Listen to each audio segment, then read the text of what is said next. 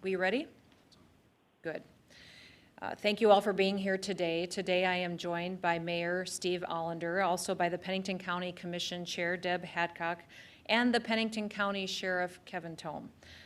My Chief Financial Officer, Liza Clark, is with me as well today, and she'll be available to answer any detailed questions that you might have regarding the announcement that we're going to be making. As you all know, the state received $1.25 billion as a result of the CARES Act, which passed through Congress.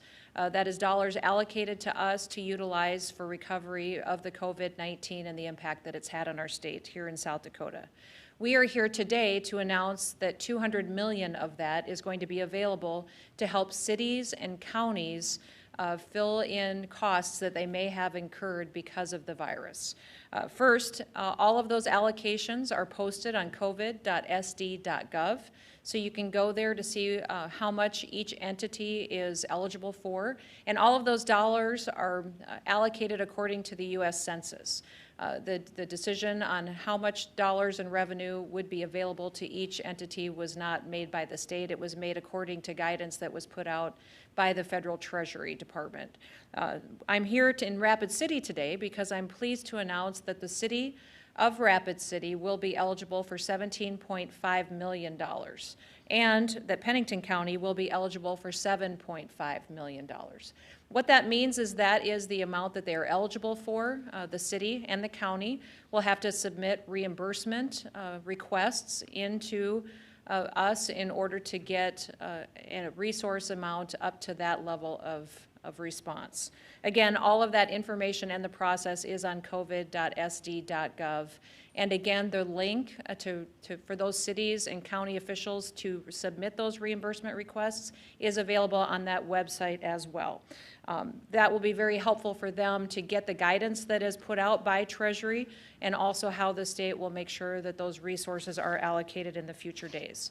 Now, we can follow the federal guidance on making sure these resources are available for cities, for counties, but we do anticipate there will be additional resources coming forward for small businesses and other entities, but that will be new programs that we will require the input of the legislature in coming days. So that's not a part of the announcement today. That will be coming in the future, but there will be additional help for those small businesses that were dramatically impacted by the virus here in South Dakota.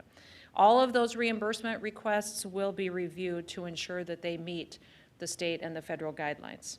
Now, as you know, yesterday we were in Sioux Falls making an announcement there. Tomorrow I will be in Aberdeen and in Huron talking about these resources going forward and making sure that the dollars get out to help individuals and to help these entities with their budgets in the coming days as soon as possible. With that, we will open it up for any questions that you might have.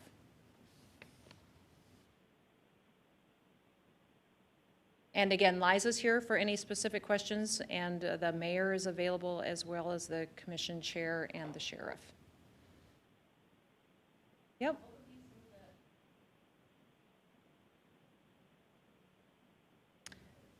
Sure, I'll let the mayor speak in just a minute, but it is specifically related to COVID-19 response, so costs they may have had to put up individuals who tested positive or quarantined. The city may have incurred some costs when it comes to supplies, personal protective equipment. It also will help cover public safety costs. So law enforcement, other costs that the public safety departments may have had. So that could be in relation to the police department, but also when it comes to the county level, it could impact the county and the sheriff's budgets as well. So I'll let the mayor speak a little bit about specifically what this means for Rapid City. Thank you, Governor, and thank you everyone for being here. I'd like to say a big thank you to Governor Noem for coming to Rapid City today and making this announcement. We enjoy having her here. The news couldn't come at a better time when we're near the time when we're going to transition our emergency shelter that we stood up. We have previously unbudgeted money allocated to keep that shelter running between the city and county. So those are the obvious expenses, that out-of-pocket money, as the governor mentioned. Also, the law enforcement and EMS have been their service has really been dominated by COVID and the effects of it, not only the illness, but also the I think some of the behavior from being cooped up and the stress that a community feels in a time like this. We're all learning what it means to be in a global pandemic, and a pandemic here in the United States. So we're seeing that stress and that type of related activity has really strained those first responders as well. So we'll be glad to apply for reimbursement through the governor's office for the federal funding, and I would stand for any other questions you might have. I would like to have Liza give a little bit of details because she is in charge of the Bureau of Finance and Management, has been working closely with Treasury to get some of the flexibility that we need to utilize these funds here in South Dakota. So if Liza Clark could speak for just a moment, that'd be great. As the governor said, Liza Clark with the Bureau of Finance and Management. To your question on specific costs that can be covered, there is a federal guidance and then there's a federal FAQ. And then we have created a state FAQ, which is drilled down to some of the conversations we've had with Treasury and some of the interpretations we've taken on how the federal guidance can be applied. And there are a lot of specific listed in that state FAQ, and that is on the same website that cities and counties have access to. We've already received several questions from city administrators, mayors, sheriff's offices before the announcement, when the governor announced a month ago that they should start tracking expenditures. And then even since the announcement yesterday, we've had a lot of questions. And as we continue to get questions, we'll continue to add to that FAQ so that other cities and counties can share in that information.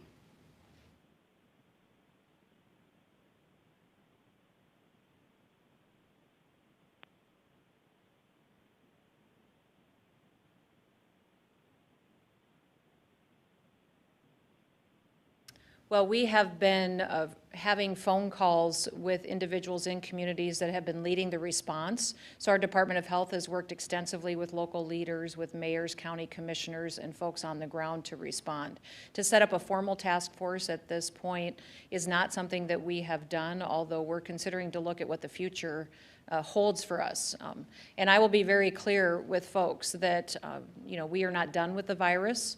It is still here in South Dakota, and I anticipate that in the coming days we could see decreases in active cases, but we also could see increases, and that is something that we need to be prepared for. So this allocation of $200 million that's going out to cities and counties is the first step, so that we can get some dollars in their pockets and make sure that they can maintain services to the public, but that there will be more programs in the coming days that the legislature will be a part of to make sure that we are responding to the people of South Dakota and getting them the help that they need. And the legislators have been fantastic at giving us feedback from their districts across the state as well as to what might be needed for insight and wisdom in the coming days.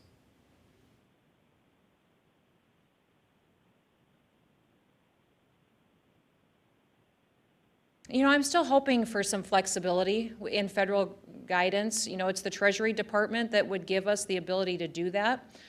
And also Congress could add it to another bill that might be passed. So we've been talking to our senators and to Congressman Johnson about putting language in the next stimulus bill that they may pass to give us the ability to replace revenue loss, not just for the state, but for cities and for counties as well. It's going to be dramatically more impactful at the state and at the city level because of sales tax revenues that have been impacted. And we've already seen that. But I do think that for the next year or 2 years, we could continue to see businesses struggle because of what has happened with the virus in these last several months. So that is still something I'm asking for, but we haven't received any relief on yet.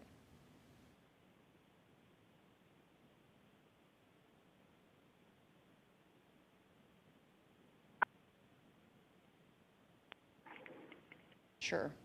We went out to all of the cities and counties and looked at what their potential costs were in the last several months, talked to them about what kind of response they had to put on the ground, what kind of law enforcement or public safety measures they had to incorporate, what they spent on PPE, delivering that to folks, putting people up in shelters, and then started with a number that we knew would be higher than what those costs were and make sure that we could allocate it out as needed. So this will be the first step. There's more revenue here, but I always remind people too that it is the state of South Dakota that we'll be audited on how these dollars are spent, and so that's why we're making sure we're doing it responsibly, and that there's an accountability measure built into it to make sure that we're following the guidance and the statute that was passed at the federal level to use it in a manner for which it was intended.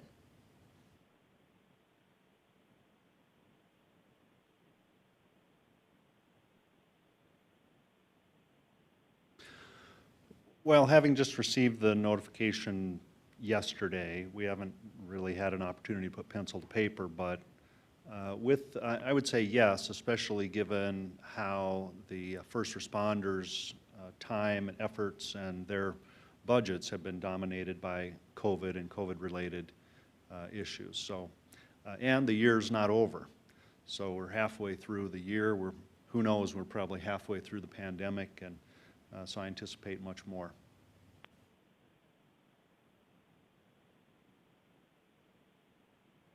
Well, good morning again, Governor. Thank you for taking the time to come out and make this presentation, and we appreciate the support from the state on it.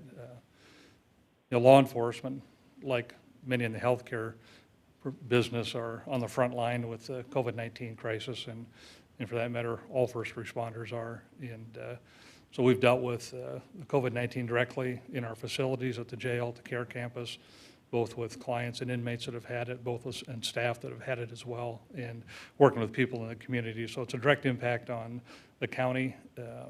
We've spent a lot of dollars on the personal protective equipment, the PPE, so it'll be helpful to recover some of those costs. And so we look forward to working with the governor's office over the next few months as we try and recover those costs for the county, and it'll be helpful for the county's budget as a whole, which again makes it easier for the community so that burden isn't passed on to the taxpayer. So thank you. Thank you. I'd like to thank Governor Noem on her leadership of COVID-19 from the beginning. She's been in contact with our counties since the beginning of COVID-19. We really appreciate everything she's done for us. We also like to think the $7.5 million that would be coming to our county will be well used. Sheriff Tome is right. We have a lot of areas on the care campus. We do a lot of humanitarian areas for Pennington County. We do have the jail, we have the care campus, we have a lot of facilities in the county, the treasurers, the auditors, that with the elections and things that we had to change this year, the money will be well used by Pennington County. But again, thank the governor for everything and her leadership that she has done for Pennington County and our cities in Pennington County. We've been working with many of the cities in Pennington County during this whole time, and that money will be well used by those cities as well. So thank you. Further questions?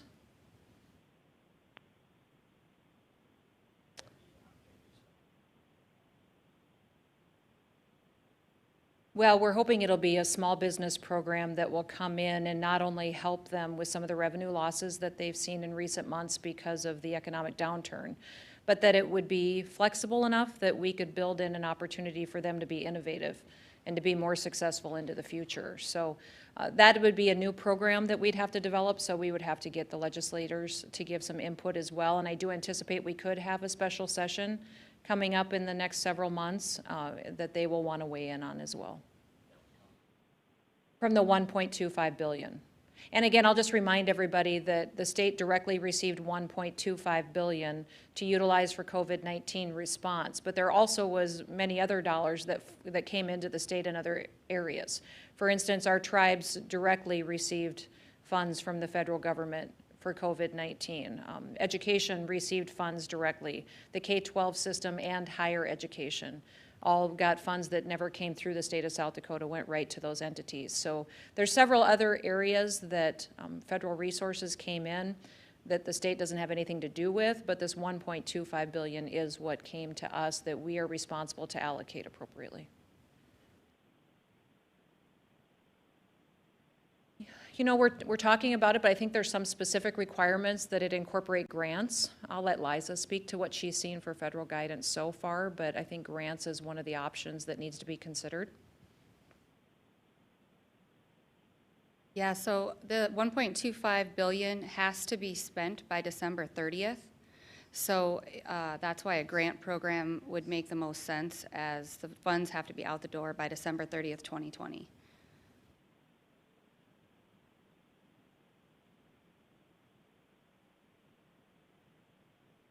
Sure.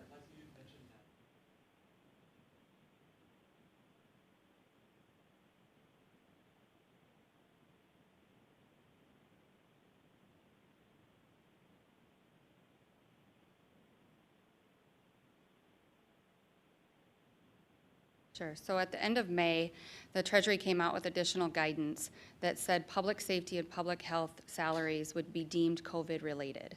And so what we've been doing, and that is on the South Dakota FAQ that we put out, number 7 and 8, I believe, and 7 defines how that law enforcement, so the sheriff, the deputies, the police force, but then in the correctional officers, the jails, those would only be if they're dealing with COVID-19 patients. Or inmates, but as a law enforcement, police, sheriffs, those would be deemed, their personnel expenses would be deemed eligible.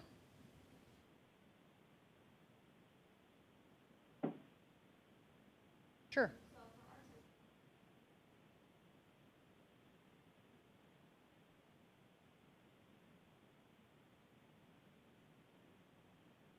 I would say what's available to them is what was previously announced. There's no anticipated reductions to those grants that they would be eligible for, and that they could continue to submit those requests, and they'll come out on time.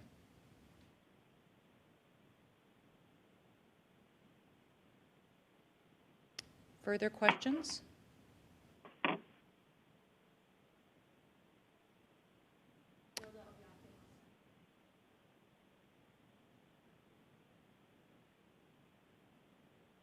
Yeah, it absolutely could be. If there was testing costs that the city and the county incurred, then absolutely, that would be an eligible reimbursement expense. And some of the state costs as well have been covered by that revenue that's come into the state. And, you know, different entities, the tribes have reserved funds as well that they could utilize for mass testing in the future, but we also will be partnering with them to make sure that there's testing in those areas. Yeah.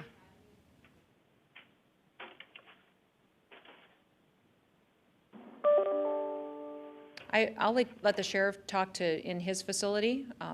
We did have an isolated incidents, 1 or 2 positive cases in the Department of Corrections that was dealt with, but specific to Rapid City and Pennington County, I'll let them speak. I didn't hear your question completely, but I understand you're asking about COVID cases in the jail, is that you're asking? Yeah, and we've stated that before. We've had inmates that have tested positive COVID-19, and also at the clients we serve at the care campus. It's been very limited. I don't have numbers off the top of my head, but just a handful.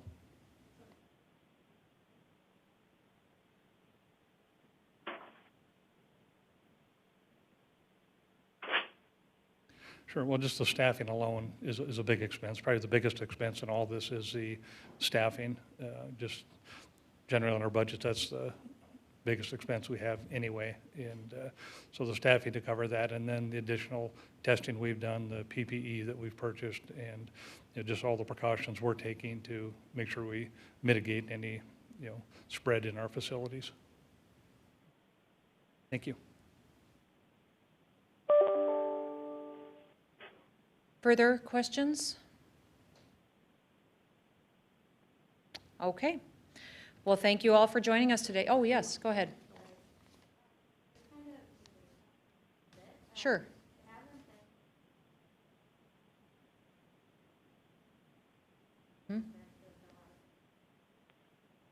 Yes, absolutely. We're hoping for rain in the coming days, but also recognizing that we have long established a go, no-go plan for the fireworks at Mount Rushmore.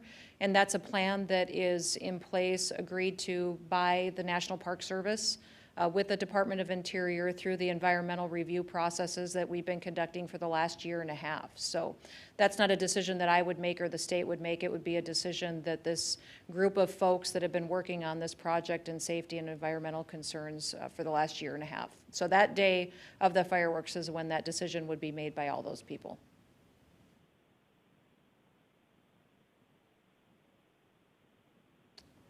I can't specifically because a lot of it is laid out in environmental review processes that happen within the Department of Interior and the National Park Service with their knowledge of the situations on which it would be a go or where it wouldn't be a go. And also the National Weather Service is a part of that as well.